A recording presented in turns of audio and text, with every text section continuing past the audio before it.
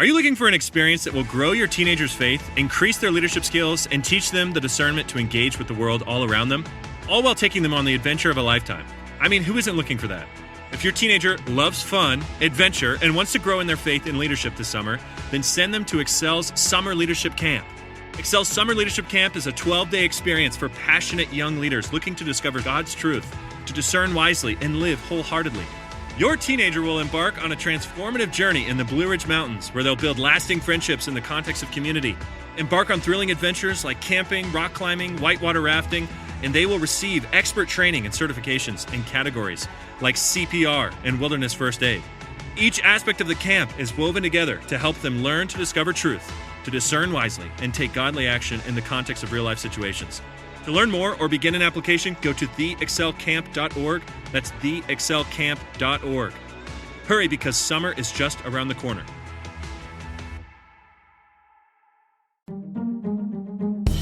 Hey everybody, welcome back to the Reclamation Podcast, where our goal is to help you reclaim good practices for following Jesus. If we haven't met yet, my name is Tony, and today is episode 174 of the podcast. It's a monologue episode, and today, this episode is perfect for someone who struggles with solitude. If you struggle with silence, if you struggle with the idea of being still, this is the perfect episode for you. By the end of the episode, we're going to give you a couple of very practical tips on how to be still and use it as an act of worship. Hey, if this episode is helpful for you, do me a favor, hit that subscribe button wherever you listen to podcasts. Also, share this episode with a friend, maybe somebody in your life who can hold you accountable to that stillness, somebody who can push you, who can challenge you if you struggle with being still like I do. And I'll be honest, I really struggle with being still. It's not something I'm good at. Being still, being silent. As you can tell, I love to talk, and sometimes I'm even good at it.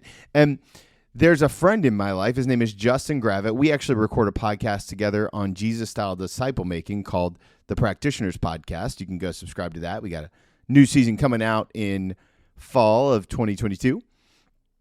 So Justin and I, for 2 years now, we've done this thing where we go on a silent retreat.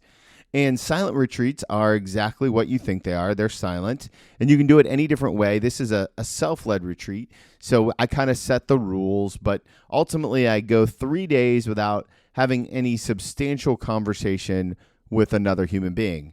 And let me tell you, friends, that is hard. That is hard for me because I love to talk. But what I understand is that in my stillness, I get to commune with God in a way that doesn't happen when I'm talking. In my stillness, I get to commune with God in a way that doesn't happen when I'm talking. And one of the most famous verses around stillness comes from Psalm 46. I'm going to read it to you, the whole psalm. It's a little bit lengthy, so buckle up. Psalm 46, starting at verse 1. God is our refuge and strength, and an ever-present help in trouble. Therefore, we will not fear, though earth give way, and the mountains fall into the heart of the sea, though its waters roar and foam, and the mountains quake with their surging. There is a river whose stream make glad the city of God, the holy place where the mighty Most High dwells. God is within her. She will not fall. God will help her at daybreak. Nations are in an uproar. Kingdoms fall. He lifts his voice. The earth melts. Verse 7. The Lord Almighty is with us. The God of Jacob is our fortress. Come and see what the Lord has done. The desolations he brought on the earth. He makes wars cease to the ends of the earth. He breaks the bow and he shatters the spear. He burns the shields with fire. He says, be still and know that I am God. I will be exalted among the nations. I will be exalted in the earth. Let me read verse 10 again. He says, be still and know that I am God. I will be exalted among the nations. I will be exalted on the earth. Verse 11, the last verse of the psalm. The Lord Almighty is with us. The God of Jacob is our fortress. Okay, so lots happening in this psalm. And it's actually a lot more than just the one verse that we tend to quote the most often. And there's nothing wrong with quoting that verse. I love quoting that verse. It's a memory verse for me. It's one of the the verses I keep in my quiver of verses, and when I need something, I pull it out and I fire at it. But let's be clear. The context of the psalm gives the verse a lot more strength. The context of the psalm gives the verse a lot more strength. What happens is we begin to see the chaos that's happening in the psalm, right? Starting at verse 1, God is our refuge and strength, an ever-present help in trouble. Then he goes through, the psalmist here goes through and he lays out some of the trouble. Therefore, we will not fear. The earth will give way. The mountains will fall into the heart of the sea. Basically, what he's trying to do is he's giving us a picture that the world is falling apart.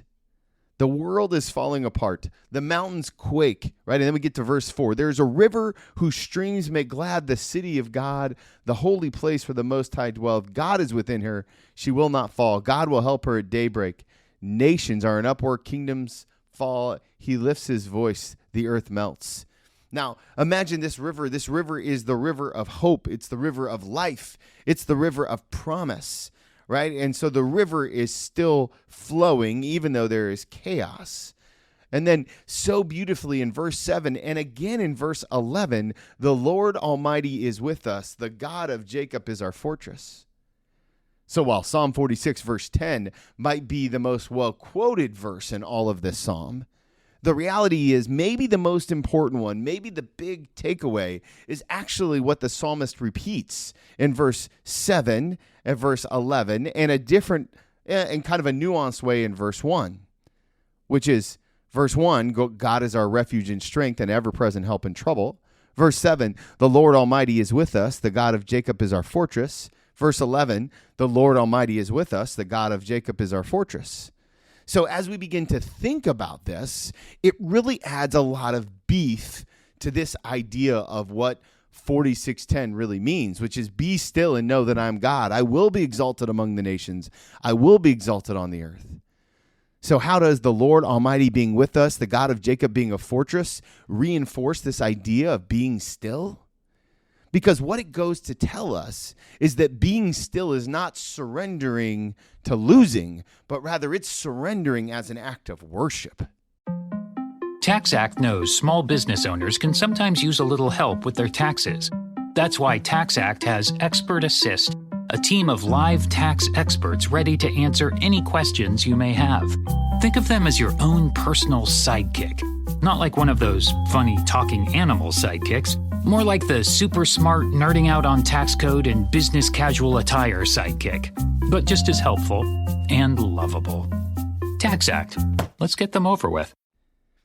So when you read Psalm 46:10, what the psalmist is saying is, I'm not still because I've lost.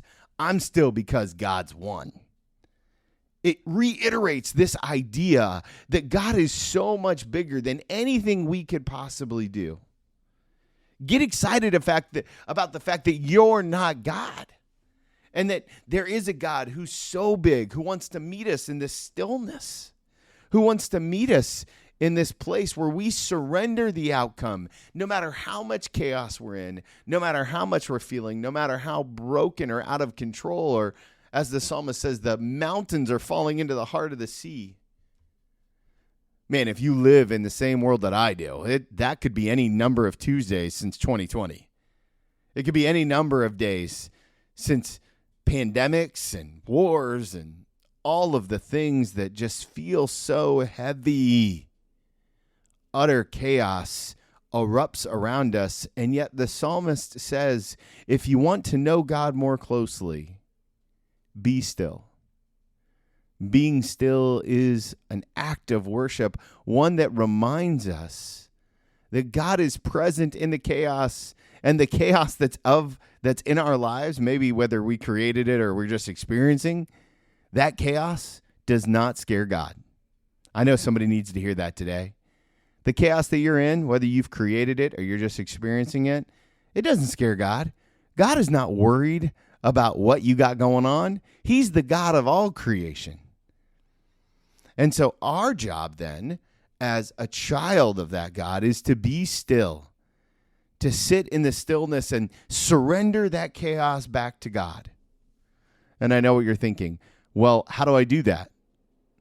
There's lots of ways to do it. And I would say The old adage, how do you eat an elephant? One bite at a time, is a great way. I didn't start this process by going on silent retreats. Assure me. Let me assure you. I didn't start this process by taking 3 days of silence. I started with 5 minutes at a time. 5 minutes at a time every day after my quiet time, or sometimes before my quiet time if I wasn't quite mentally prepared yet.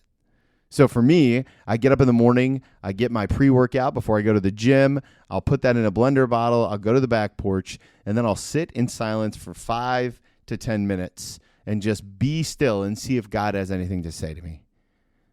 And I know it's like, man, or you're wasting time, or I hate to lose sleep, but I'll tell you that God communes with us in the midst of that stillness, just like the psalmist says. So 3 things, right? 1, breathe. Actually breathe, like taking a couple of deep, intentional breaths, just nice and slow out. Breathe. It's a great reminder to get back to the basics. We overcomplicate so many things. All right, the second thing, find a space. And I've talked about spaces before on this podcast. I love holy spaces, but I think they just set the tone for what you're trying to do. So mentally, emotionally, spiritually, they set the tone that you're going here for a specific outcome, for a specific reason, for a specific cause. So find a space, a chair. I mentioned I use my back porch. There's something that happens when you go to a space. It really kind of creates something. And then the third thing that I recommend, that I'm a big fan of if you need to practice stillness, is get with nature. Get in touch with nature. Find some spaces outside that are places where you can look at God work. Because I don't know if you've noticed this or not, but there are times outside where it's still. Even in the earliest of mornings or the late of night, all of creation gets still before God. Everything that we have in this world gets still. There are times when the birds do not chirp. There are times when the wind does not blow. There is stillness. And I think it's such an important reminder for all of us that stillness is part of our rhythm. It's a part of our life. It's a part of our practices, our disciplines. Even Jesus snuck away for isolation and stillness with the Father. An important practice for all of us. Again, be still and know that I am God. I will be exalted among the nations. I will be exalted in the earth. Then go straight to verse 11. The Lord Almighty is with us. The God of Jacob is our fortress. Friends, if you want to know the Lord Almighty, if you want to feel the comfort of God of Jacob as a fortress, it starts with stillness. You don't have to take the hill. You don't have to control it. You don't have to do all this work right now. Just be still and know that He is God. He will be exalted among the nations.